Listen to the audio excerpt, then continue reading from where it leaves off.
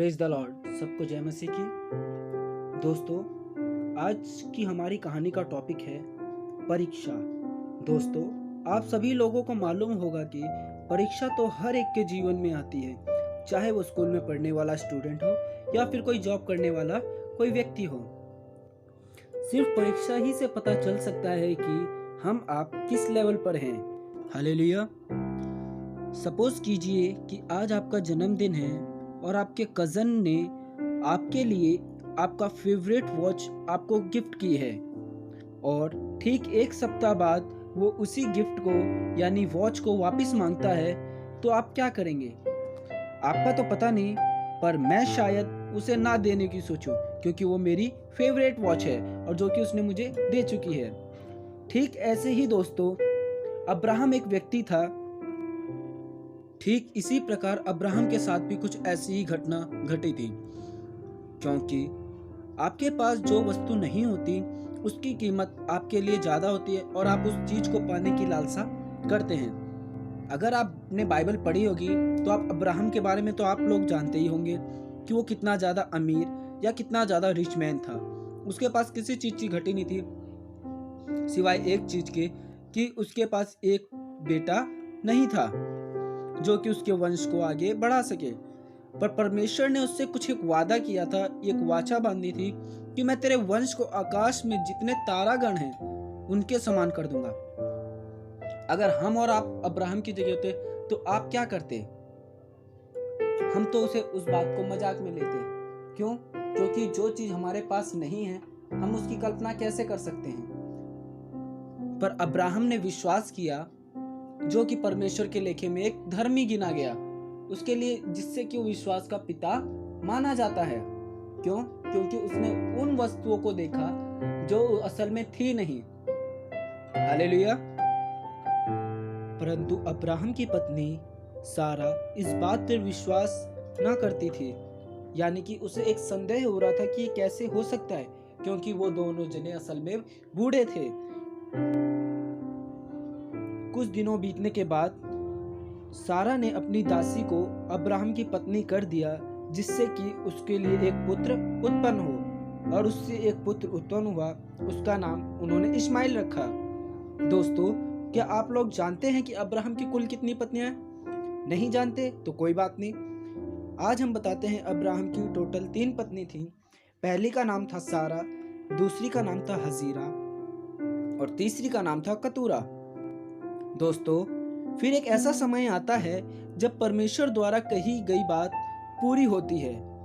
मतलब कि जो परमेश्वर ने कहा था कि तेरा निज पुत्र ही तेरा वारिस होगा, मतलब सारा को एक बच्चा उत्पन्न होता है जिसका नाम वो इसहाक रखते हैं। और उस समय अब्राहम की आयु 100 वर्ष की थी, जो कि फिर कुछ दिनों बाद कुछ ऐसा घटना घटी कि परमेश्वर ने जो उसको पुत्र दिया था जिसका नाम इसहाक था, क्या हुआ कि परमेश्वर ने उससे कहा कि मेरे लिए उसे बलि कर दे। मतलब कि परमेश्वर ने जो उस पुत्र को दिया था वो परमेश्वर उससे वापस मांग रहा था, जैसा कि हमने पहले स्टोरी में आपको बताया था।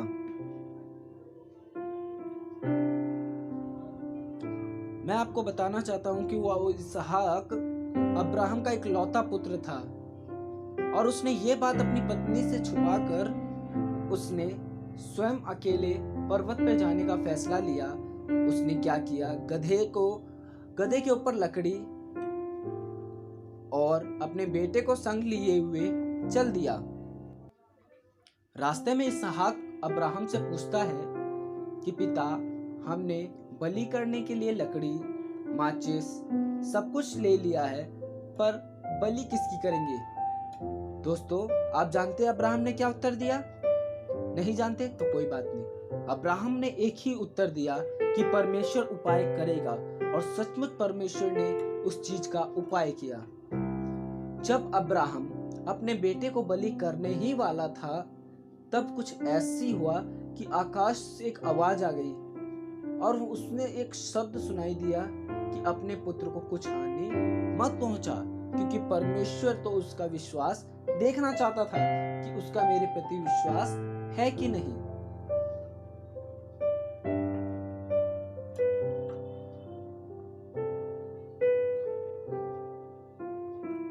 और जब ऐसा हुआ तो परमेश्वर ने वहां पे एक मेढ़े को भेज दिया जिससे कि वो उसको बलि चढ़ा सके। जैसे कि परमेश्वर ने अब्राहम ने कहा था कि परमेश्वर उपाय करेगा, तो सचमुच परमेश्वर ने वहां पे एक मेढ़ का उपाय किया। दोस्तों, ये अब्राहम के जीवन में बहुत बड़ी परीक्षा थी, क्योंकि उसे 100 वर्ष के बाद एक पुत्र मिला था जिसे परमेश्वर ने वापस मांग लिया था।